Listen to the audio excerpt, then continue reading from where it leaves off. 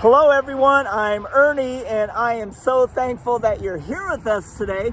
Today we are in Washoe Valley, Nevada. Washoe Valley is in between Reno and Carson City, up along Interstate 580 and also known as Highway 395.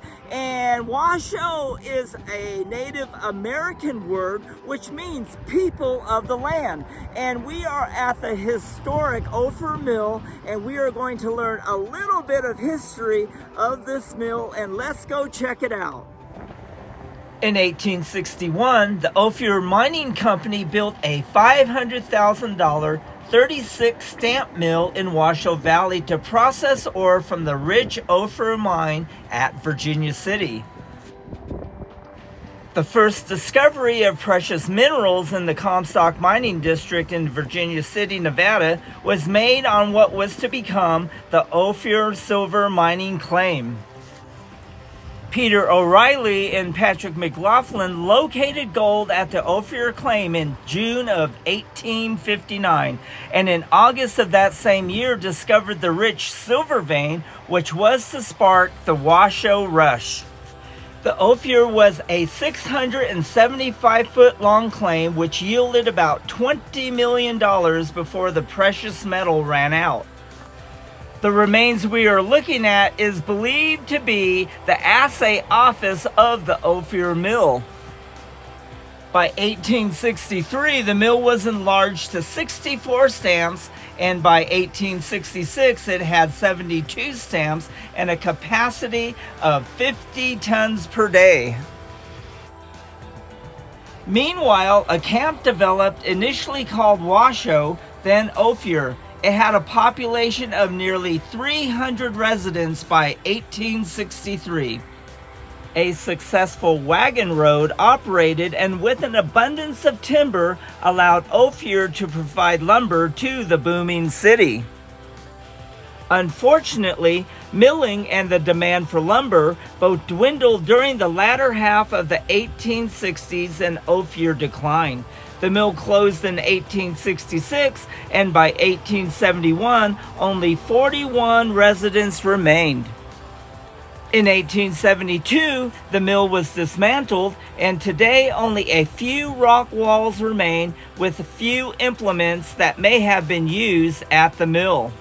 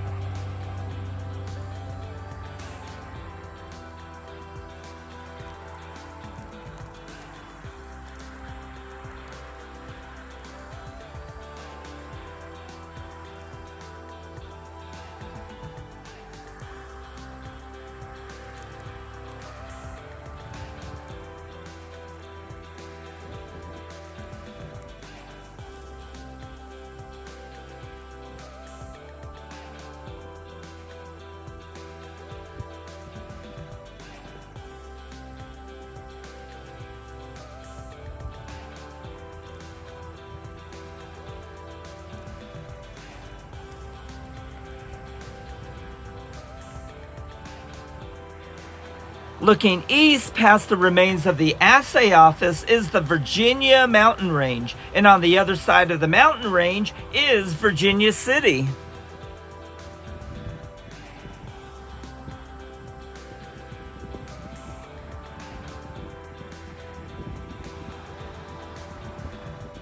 Looking closer, you can see Washoe Lake, where Ophir got most of their water.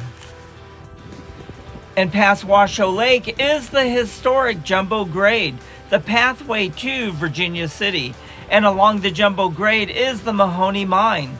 The Mahoney Mine is claimed by Doug and Tanya, and you can catch them and the Mahoney Mine on their YouTube channel, The Mahoney Mine. Looking west is Slide Mountain and the east side of the Sierra Mountains, where Ophir and Virginia City received a majority of their lumber. In 1983, after a heavy snowpack and a very warm spring, Slide Mountain gave way to a major rock slide. Thousands of tons of falling rock pushed Upper Price Lake down the mountainside, killing one individual. And the wall of water, mud, and debris crossed the old 395 highway, narrowly missing the Bowers Mansion about by a mile.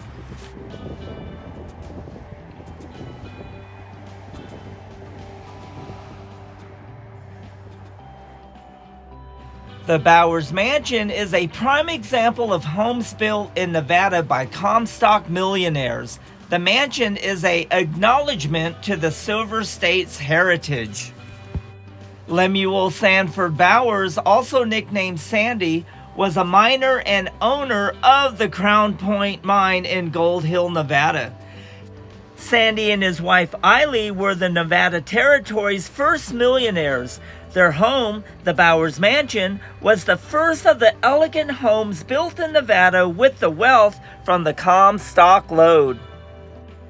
Sandy Bowers was born in Madison County, Illinois. After coming west in 1856 and spending some time in Sacramento, California, he soon traveled to Gold Hill. Sandy quickly began investing in mining claims, and once his claims were set, he bought and sold and traded his investments.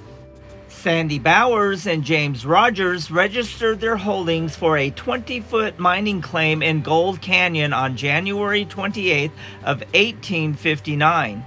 In 1859, Eiley purchased Rogers' half of the claim for $1,000.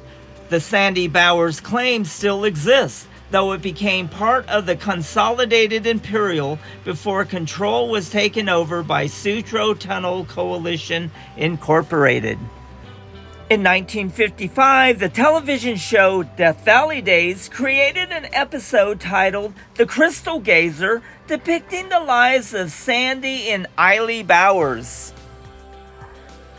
I can see flecks of gold like tiny spangles.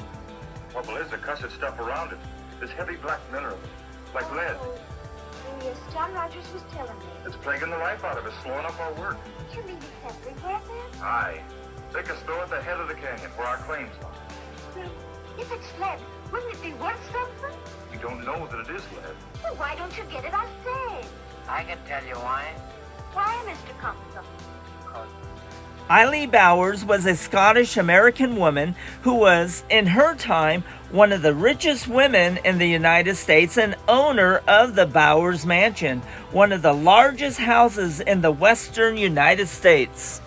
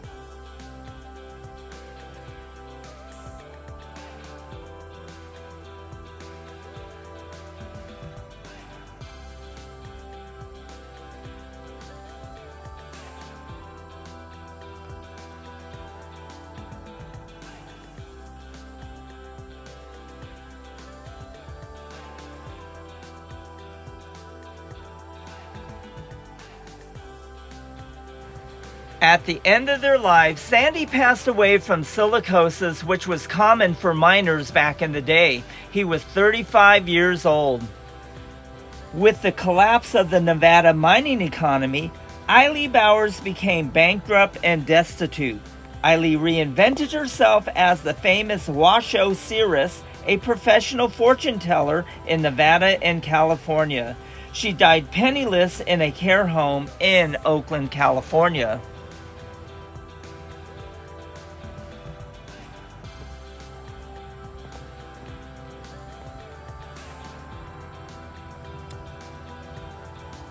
Well, this wraps up this episode of the Ophir Mill and the Bowers family and their mansion. And I hope you enjoyed the history of Washoe Valley. And if you did, I encourage you to smash that like button and to share this on your channel so others can enjoy the history of this area.